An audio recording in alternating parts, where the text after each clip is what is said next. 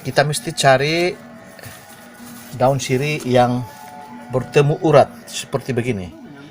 Yang di sini, lepas itu yang di sini, lepas itu yang garis di tengah, dan lepas itu yang di sini dan yang di sana juga terus bertemu urat, maksudnya di ujung sini kan, di pangkal sini dia bertemu, jadi inilah dinamakan bertemu urat. Jadi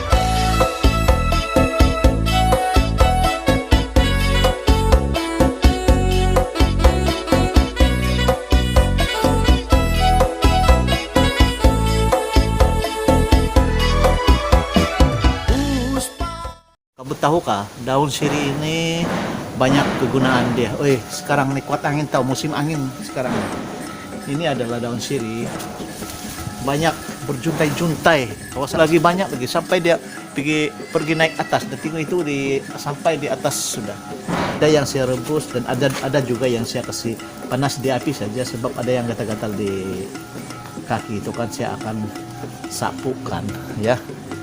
Nanti saya akan sapukan. Oke. Tapi khasiat daun sirih ini nanti saya akan terangkan satu persatu ya, apabila saya sudah petik ini daun sirih ini. Saya akan petik dulu.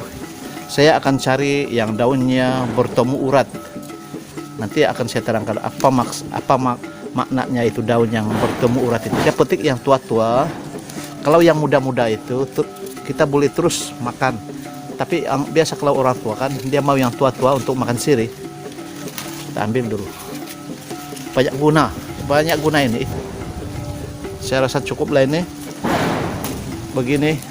Ini banyak pun susah juga, bukan dapat habis nih. Ini sedikit saja. Nanti saya akan bawa di rumah dan saya akan rebus. Tapi sebelum itu nanti saya akan terangkan di rumah dulu apa-apa khasiat yang boleh berguna dengan daun sirih ini. Sebelum saya rebuskan daun sirih ini, terlebih dahulu saya akan terangkan dulu apa-apa kandungan yang terdapat di dalam daun sirih ini, apa khasiat yang dia dapat, apa yang kita boleh dapat kalau kita rebus ataupun kalau kita panaskan daun sirih ini dan kita taruh di badan.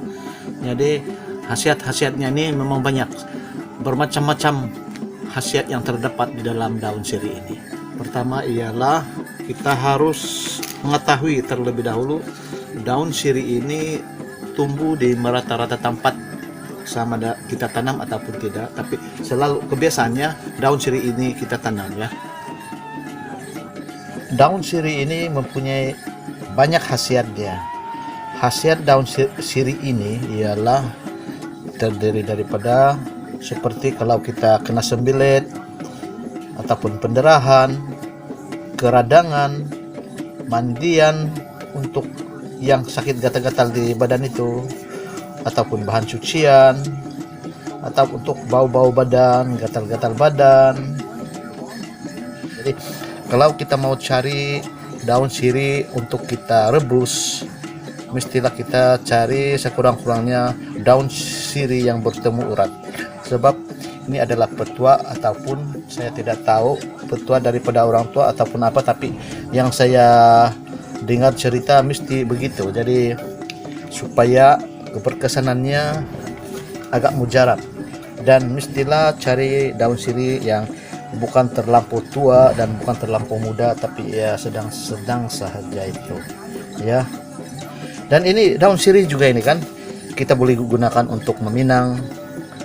Banyak kalau tradisi kami kan masih lagi diamalkan sekarang nih, daun sirih ini sangat berguna waktu kita meminang.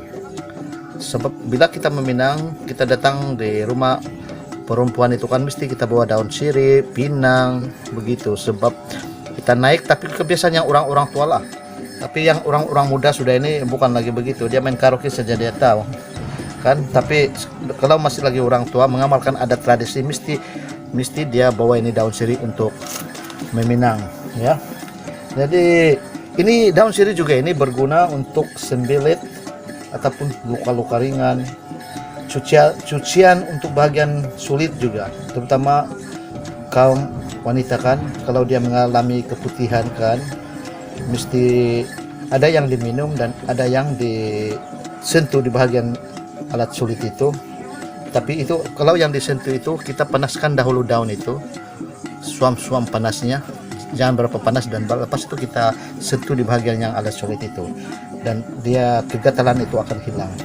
Kalau yang keputihan itu kan mesti kita minum itu air dia, kita rebus dia, baru sudah sejuk baru kita minum 3 kali 1 hari ya. Kalau misalnya kalau kita sakit gigi juga, itu pun boleh kita kumur-kumurkan air yang telah kita rebus itu ya, dan juga dia boleh menghilangkan bau mulut begitu. Jadi arti katakan ini daun sirih ini banyak kegunaannya, jadi diharapkan kalau perkongsiannya bermanfaat.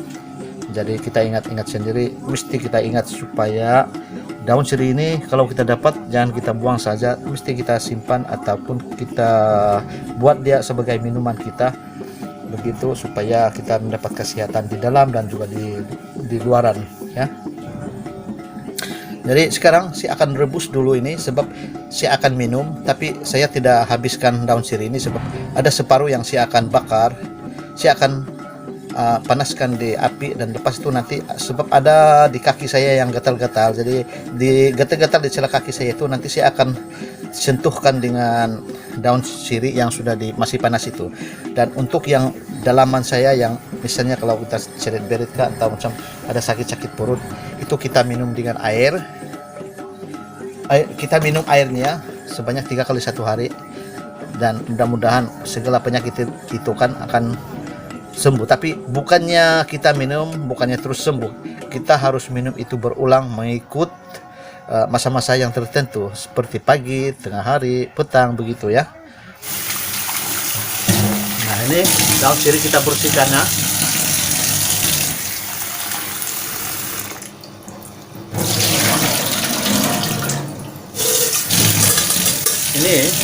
Ini daun sirih kita masukkan ya di periuk, lepas itu kita masukkan air, jangan terlampau banyak lah, memadai dengan 1/5. Oke, kita sudah masukkan air ya. Sekarang kita akan rebus dia, sampai dia jangan terlampau layu. Ini air, ini dia daun sirih yang saya masukkan di periuk ini. Saya akan tutup dahulu. Kita masukkan kita kasih panaskan. Oke, kita biarkan ia mendidih. Sudah mendidih saja, lepas itu kita kasih biarkan dia airnya itu suam-suam, dan lepas itu kita boleh minum ya. Kita amalkan air rebus air sirih ini, kita minum 3 kali 1 hari dalam 1 gelas lah ya.